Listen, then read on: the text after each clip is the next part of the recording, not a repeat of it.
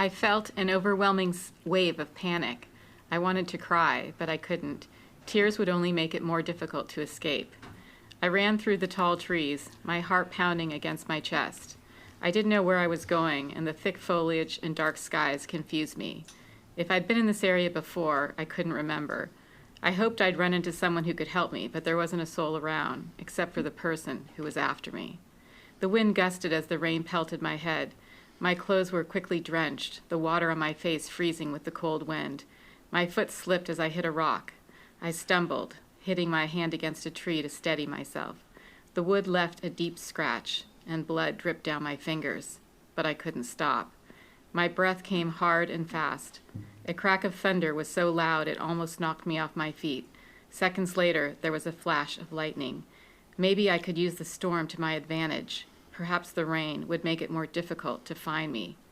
Crashing through the trees, I came to a terrifying, dizzying stop as I realized I was at the edge of a bluff. I looked down at the white caps below, the dark, churning water ready to suck me under. I couldn't let the sea take me. I looked to the left, then to the right. One impossible choice. Would it be the right one? Wow.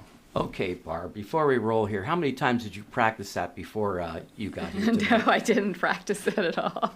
Didn't practice I just it took at all. a quick Wow. look. Well, thank you for doing that. And folks, that was Barbara Freethy reading from one of her latest novels, All the Pretty People. Hello, everyone. This is Mark Lucchese, also known as Mark at the Mic, and Barbara Freethy is my guest today on Burlingame. It's a small-town podcast sponsored by the Burlingame Historical Society.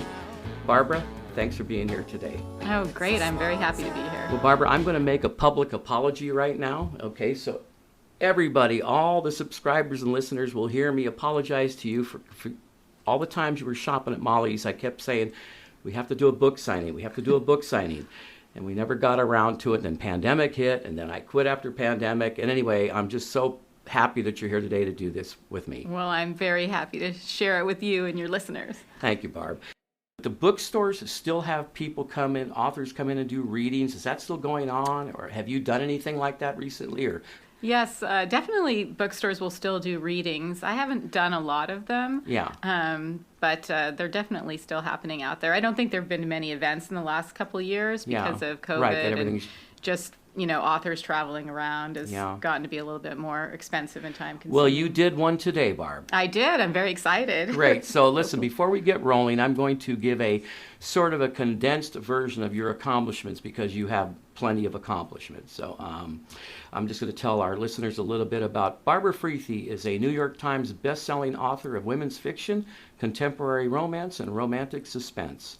She has written over 70 novels and has sold over 8 million ebooks. 8 million ebooks, wow. In 2014, she was named the Amazon Kindle Direct Publishing Author of All Time. Woo. 23 of her books have appeared on the New York Times and USA Today bestseller lists. A native Californian, Barbara worked in public relations following her graduation from UC Santa Barbara, where she earned her degree in communications. Barbara has lived in Burlingame since 1985 with her husband Terry. They have 2 children, son Logan and daughter Kristen. I got to say it again, wow, 8 million ebooks and an all-timer on Amazon's Kindle Direct Publishing. That's really amazing, Barb. Something to hang your hat on. It's really been exciting and a very, I didn't do it all overnight. Certainly, I've been writing for a long time. And we're going to get into that, yes. Okay? So I just want to tell everybody that when I first contacted you about doing this podcast, I told you I'd never read a romance novel, and I was wondering if you had written something that might appeal to a first-time reader like myself, and you suggested All the Pretty People, a new mystery book that you had just published. And I got to tell you, I really enjoyed it.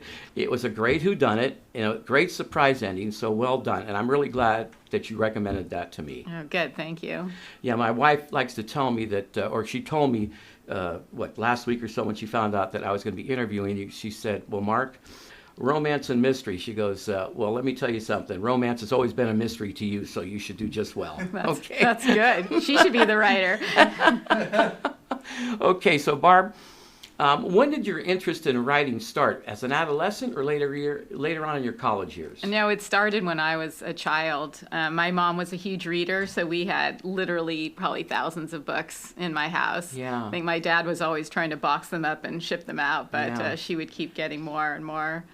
So that's really where it started. What kind of books did appeal to you as a young girl? Probably I was thinking Nancy Drew Yeah. because, obviously I'm still writing so Nancy Drew. Glad you just said for that. the grown-up audience. Because I thought, you know what, I wonder if she was inspired by some of Yeah, that. I do. I always loved, I loved strong, intrepid female heroines. Those were really the books that appealed to me. Well, it's funny, is I told you I never read a romance novel, but I did read a lot of the Hardy Boys, and of course I read the Nancy Drew novels as well. What inspired you to become a romance and mystery writer? Was it the Nancy Drew thing or what? No, I think, I also read a lot of romance novels. The great thing about romance is that it's a huge umbrella for a lot of different kinds of books because there's mystery, there's sci-fi, there's history. A lot of fiction has both a romance and it's also part of another genre. So I really enjoy having a love story that's intertwined with, a bigger plot. Okay, so can we take all the pretty people as an example right now? So what motivated you to write this particular Well, novel? All the Pretty People is a straight mystery thriller, so it's not, wouldn't be considered a romance Right. like some of my other novels, although there is a bit of a little love touch of- story yeah, in there. yeah. But it really inspired me. I wanted to write a standalone novel. I've been writing a lot of series, which are fun, but I wanted to write a big standalone novel, and I had this idea for a destination wedding gone wrong. And I thought setting it on an island with a big storm coming in and then a lot of danger and murder and mystery would make a very exciting story. You put it all together in that book. So the location in the book, the destination wedding, Hawk Island, it's fictitious, I guess, right? Yes, fictional. Did you base that on a place somewhere you've been or something, or how did you come up with that idea? It was, I was kind of channeling the San Juan Islands when I did the island, but I wanted to do my own island so I could create my own landmarks. Yeah. But I wanted a wild, rugged, eerie coastline and sea to set Well, you the did stage. it. Have you ever used Burlingame as a town in any of your novels? I have never used Burlingame, no. Okay. But, I have a lot of friends locally, especially at the tennis club where I play, and they're always saying, why don't you write a book about the tennis club or Burlingame? And use all the fictitious names. Right. Yeah, It'll be thinly veiled. Maybe we'll uncover a little something we're not supposed to uncover. So the names of the characters are kind of sexy and unique. Okay, so Willow, Brooklyn, Gage, and Drake.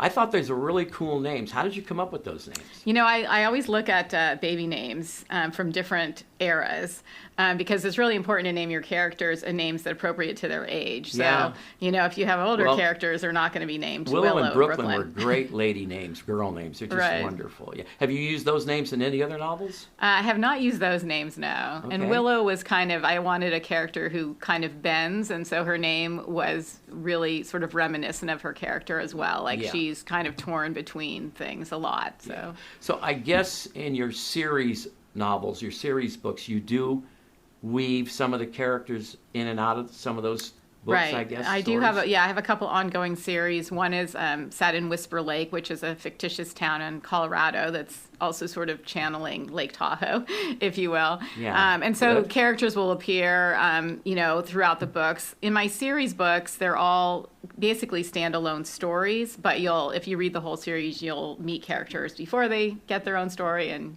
see characters after they had their own story. Do you write every day and have a set time to write?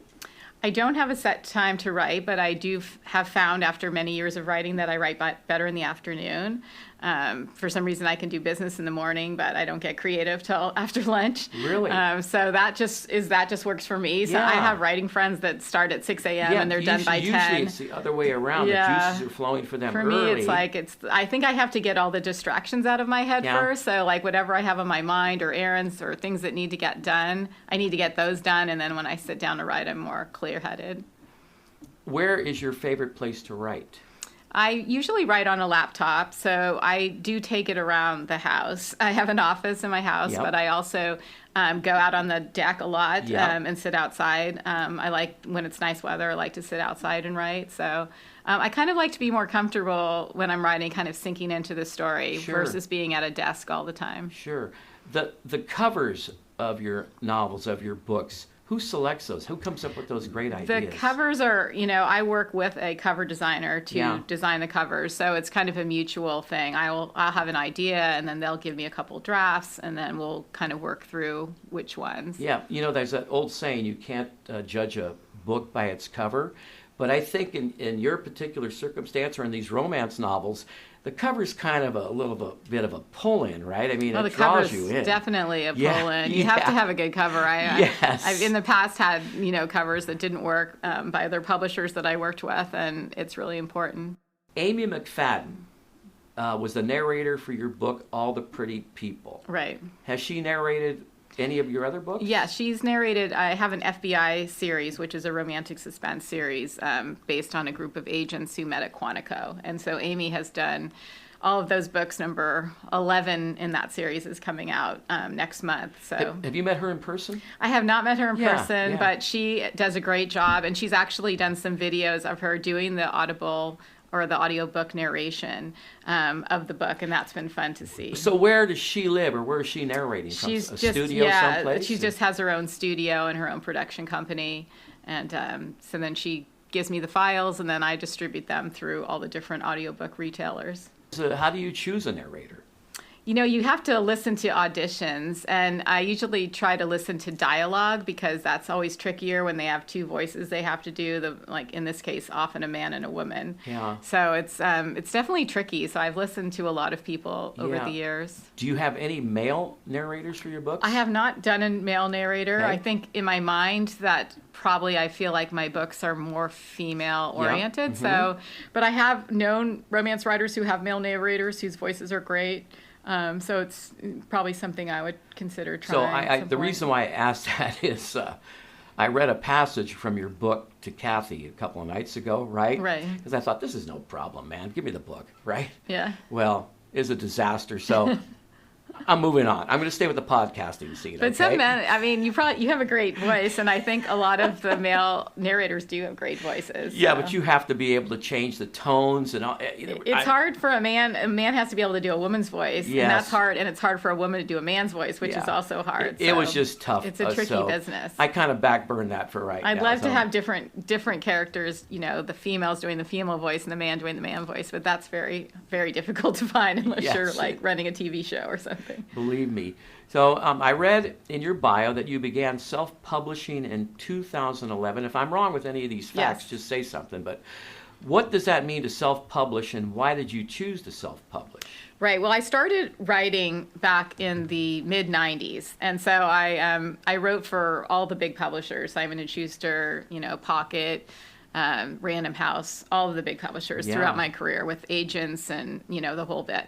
And then in 2010, 11 is when Amazon started opening up to authors to come directly to their retail and put their books on the Kindle without going through a publisher. And so that was my opportunity. I had a lot of books I had actually gotten the rights back to that the publishers no longer wanted after, they were just older books.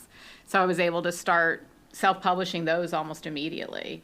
And then I started self-publishing my new books because I really found that I loved not having an intermediary between me and my Yep. readers. Yep. So I could decide what I wanted to write and how fast I wanted to write it, which was faster than most publishers would allow me to write. So now I could bring books out every 3 or 4 months instead of every year and a half.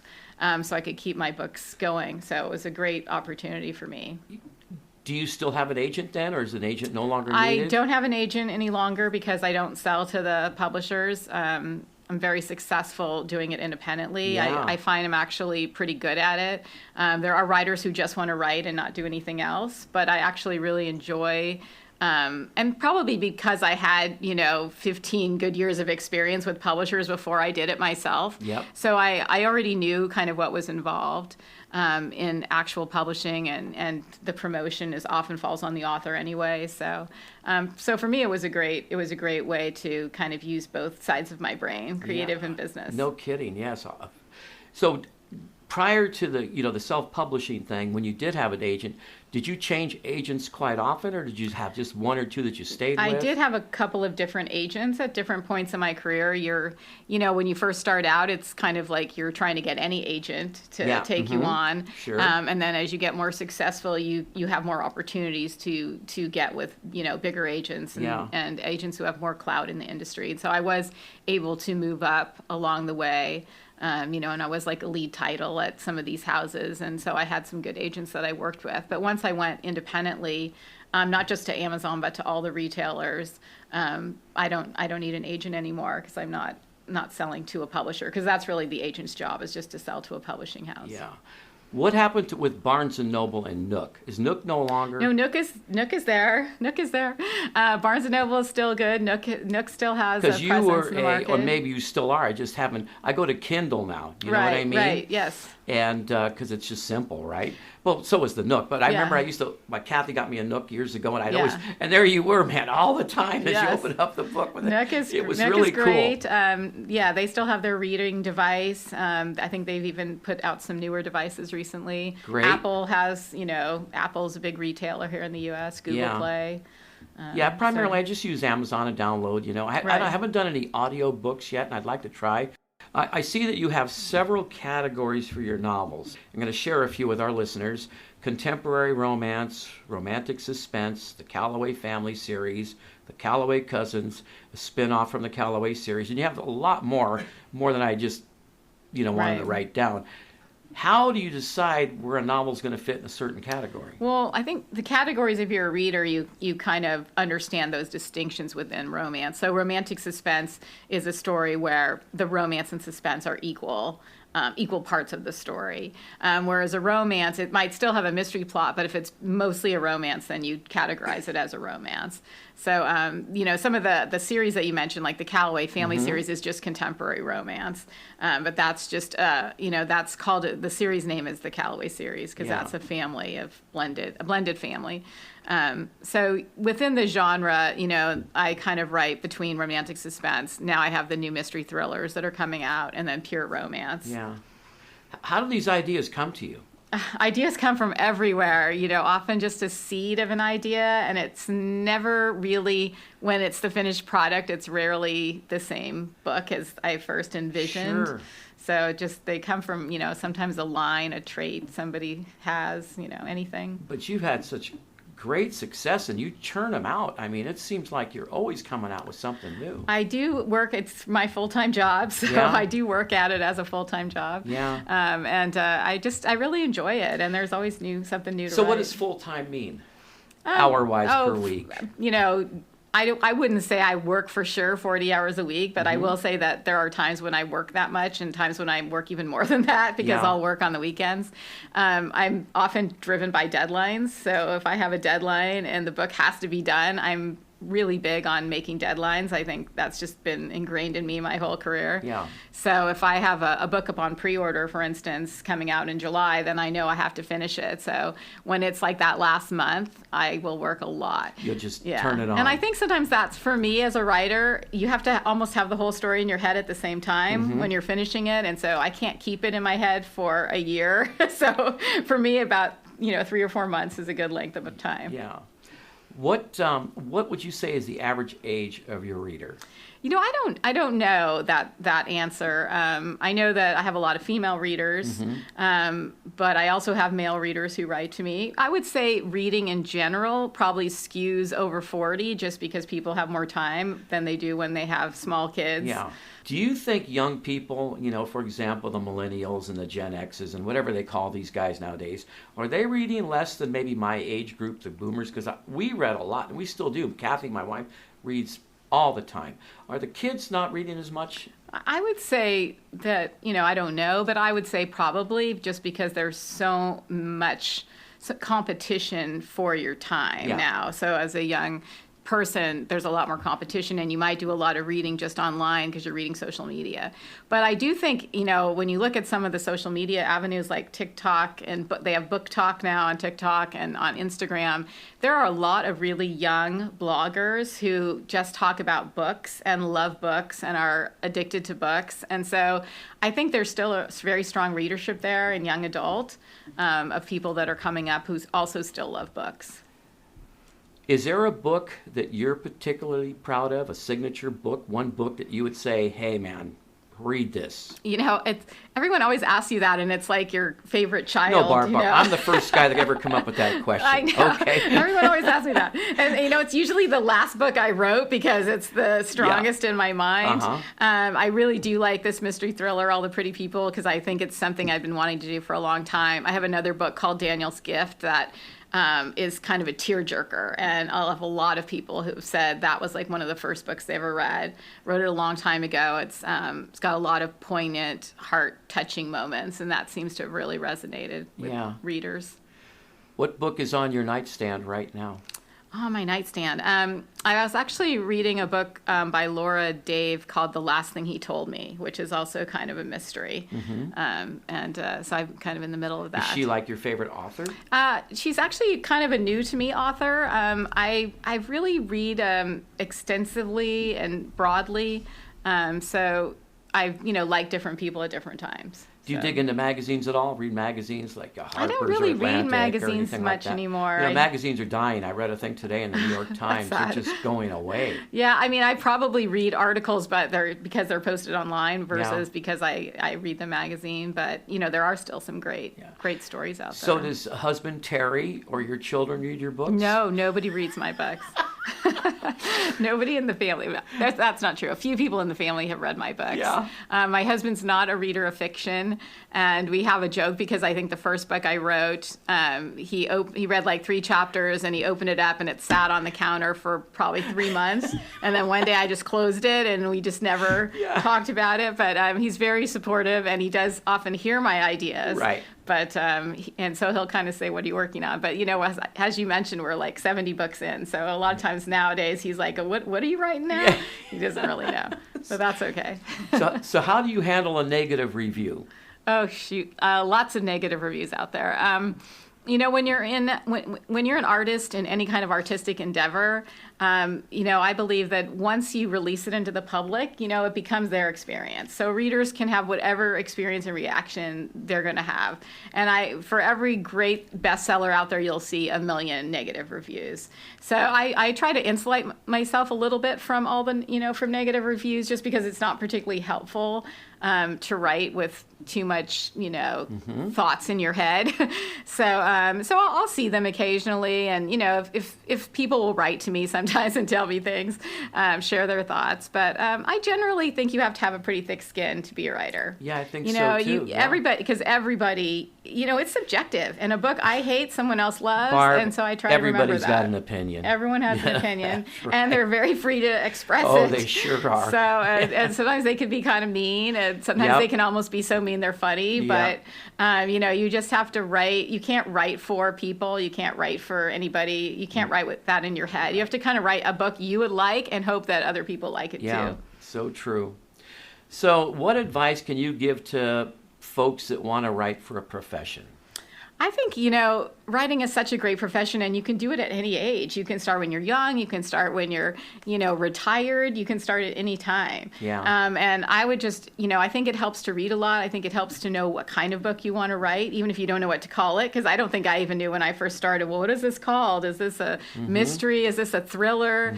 But you know what you like to read, and so you write something that you are going to enjoy. Yeah. For writers who try to chase a trend, I think that's the danger, because if you don't really like it, it will show in your writing. What about taking creative writing classes? Creative writing classes are great. I think learning about craft, there's a lot of great craft books out there. There's a great book that I really like by Anne Lamott called Bird by Bird. I think it was written like 20 years ago, but she talks about how, basically you write one thing at a time, and that's how you get a book done. And it's a great kind of inspiring book about writing. So I think there's so many great opportunities out there, and it's never been a better time to be a writer, because you don't have to worry about getting a publisher. You can self-publish, you can get a publisher. There's so many ways that are really not very expensive for you to bring your work to the public. Yeah, that's great advice. Thank you. Yeah. So we're going to move away from the writing for a moment, and we're going to talk about our little hometown of Burlingame. Okay.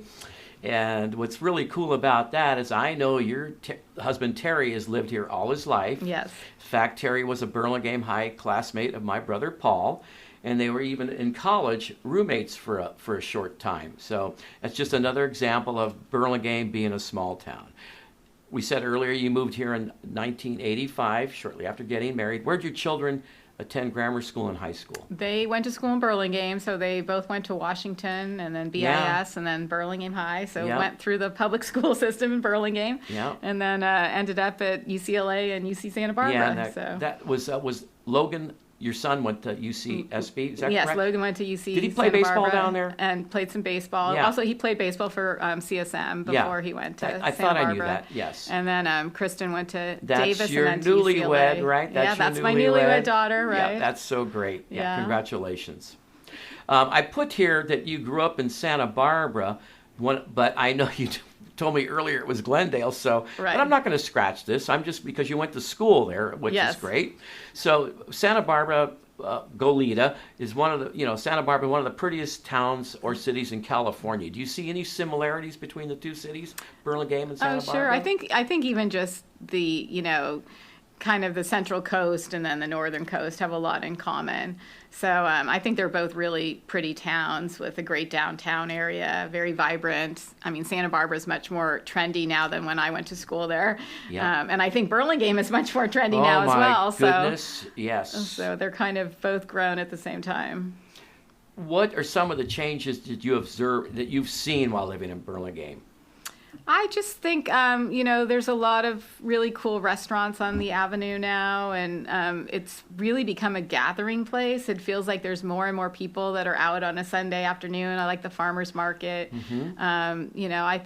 I think change is good. So I'm not one of those people who laments when there's change. I think sometimes change is good. We have a town square coming. Yeah, it's great. I think the city, it's a really beautiful city on the peninsula, and we love it. Anything that you were sad to see go away, or anything that you miss? Not for me, because I didn't grow up here. I think my husband we walk around Burlingame and he tells me about, this used to be the movie theater, and this used to be that, and this used to be this. Yeah. But I don't have those memories as much, so I feel like I like kind of the way the town has grown. Yeah. So. Have you seen the new community center, the former rec center? Yes, that's beautiful. Isn't it? That's beautiful. And the library that we're sitting in right now is also, which was redone several years ago, is just a beautiful, it's a great beautiful spot. building, and a beautiful great building. place for people to read it really is. To be. Yeah. So if you were going to, describe Burlingame to someone who has never seen our town, how would you describe it? Oh, I probably would just say it's a really picturesque, kind of a small town vibe in, very near to the big city, but great downtown areas. Yeah, I think you need to put it in a book, Barbara. I think so, yes. We need some drama. Have to shake things up. You want drama, you can talk about the former store manager down the street. That's right. I'll have a mystery set at the market. That'll give you drama, okay? So anyway, are you still playing tennis? I do play tennis. And where? You mentioned a club earlier. I mentioned Peninsula Tennis Club right behind the high school. Great. Any thoughts of playing pickleball? I have played pickleball, and I've done the drop-in pickleball over at the rec center. Good for you. By the at Washington Park. Good for you. Very fun. There's a lot of people out there. Yeah. I really just started taking it up a couple months ago, so I'm not very good, but I really enjoy it. Yeah, and that's what I do like about Burlingame. There's lots of opportunity for people to do things. My brother Paul has become a what would you call it, a pickleball fanatic. He's been playing for years now and plays religiously, probably 4 times a week, loves the sport. And he used to love playing tennis, but just like anything else, we get a little older and just slower, so he kind of moved in, made a little transition. Right, there's not as much ground to cover. Yeah. So after playing tennis, when you and your tennis buddies are sitting around drinking lemonade, Does the discussion of your books come up? Sometimes they're not drinking lemonade though. I figured that, Barb. But As I said, I think there's always a joke that they're like, "Oh, you should put this in one of your books." But so far, no one's given me any real good ideas. Okay, So good. I usually have to come up with them on my own. Yeah. So I have time for one last question. Okay. And I stole this question. There's no doubt about it, from one of my favorite guys, James Lipton. I'm going to read this slowly here, and you think about it for a moment. If heaven exists, what would you like to hear God say when you arrive at the pearly gates? Ooh, that is a good one. I think I've heard that question before. Oh, you but have? I haven't had to answer it. I don't know. I guess I think you'd wanted to feel that it was a life well lived, that you took chances, took risks, and didn't always play it safe. Good. So, Barb, I'm going to give you a little opportunity here to make a plug. Okay, so why don't you tell our listeners where your books are available, and you can plug your website and how they can follow you on Facebook, Instagram, and if you have a Twitter account. Oh, sure. My website's at just barbarafreethy.com. I'm on Twitter and Instagram, Barbara Freethy Books, and on Facebook as well, at Barbara Freethy Books. And my books are at all the retailers. I sell a lot in digital. You can get my print books, but you generally will have to go into Barnes & Noble or order it on Amazon online to get a print version or to get the audio version. But I'm at all the places you buy books. You can generally find my books. And what's the latest one coming out? The next one coming out is called Perfect Target, and it'll be out July 19th. Wow, terrific. I was real nervous about this whole thing today. I am always nervous about these podcasts, but I went to Google and I said, what do I do as a nervous podcaster? And it said, go get some green tea and put some honey and lemon in there, and it'll totally relax you. I did it, and it didn't relax me. But Barbara Freethy, thank you for being a guest today on Burlingame. It's a small town podcast. Thanks for having me. I'd like to thank Barbara Freethy for being our guest today on Burlingame. It's a small town. Thanks to my videographer, the great Ray Tyler, Kathy and Shelby for editing and producing, and our musical director, Bray. You can hear more of Bray at bray.com.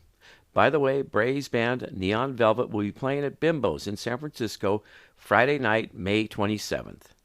And as always, thanks to the Burlingame Library for allowing me to use Conference Room A for our recording.